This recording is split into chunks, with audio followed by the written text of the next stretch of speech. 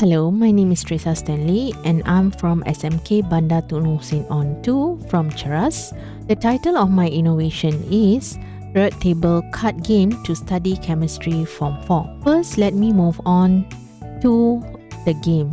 So what are the problems related to chemistry studying and its effect on gamification, which is the card game? So in memory retention, players can retain information better by concentrating on connecting elements with visual or features like atomic number or group. Players remember an element and its attribute each time they encounter a card. Games make learning fun. Players may want to learn more about the periodic table and chemistry outside the game. Understanding relationship. The game can assist players grasp relationship between parts. In the periodic table, elements in the same column have comparable properties. In the game, players may detect certain patterns. Active learning.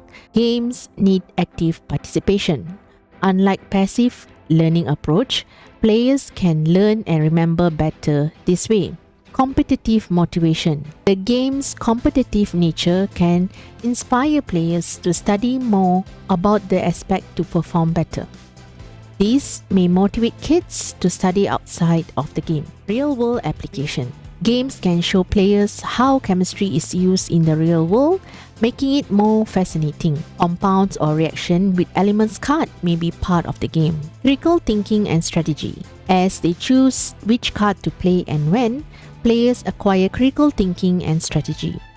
Feedback is delayed in traditional learning. In games, players get rapid feedback. If they make a mistake, they can fix it.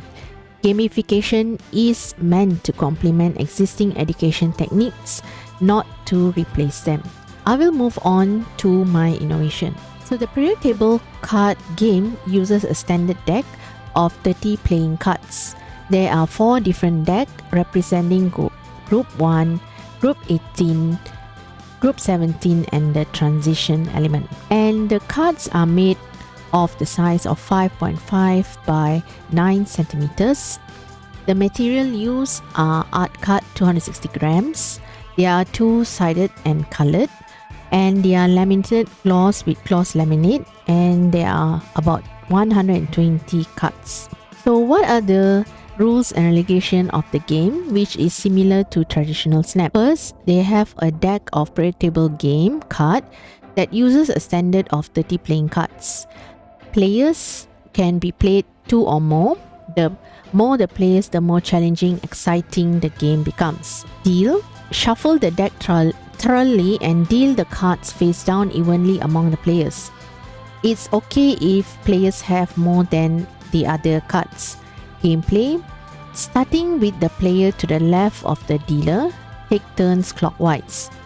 Each player in turn flips the top card from their own pile and places it face up in the center of the table. Keep the cards separate and slightly overlapping. Watch the center pile closely. If at any point 2 cards of the same characteristic, example 2 with an element that has electron arrangement, appear consecutively, any player can shout out periodic table as quickly as possible. Snapping. When a player calls periodic table, all players race to place their hand on the center pile.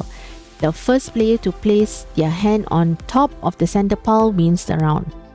The player who successfully calls periodic table first collects all the cards in the center pile and adds them to the bottom of their own face-down pile.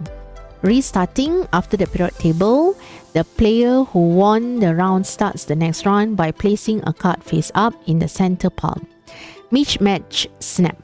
If 2 cards are turned over that don't match but player still calls periodic table, then the player must place 1 card from their own face-down pile face up in the center of the pile as a penalty. The game continues as usual. Losing.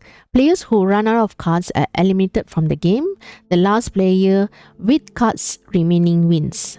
The key to winning at the periodic table game is to be quick and observant. So these are example of feature that is in the periodic table, but game similar to Snap. So the first one, the player who successfully calls the periodic table first collects all the cards in the center pile and SM to the bottom of their own pile. And this picture shows that any two cards of the same characteristic with two elements that occur consecutively, any player can shut out periodic table as quickly as possible. An example of paired cards are as follows.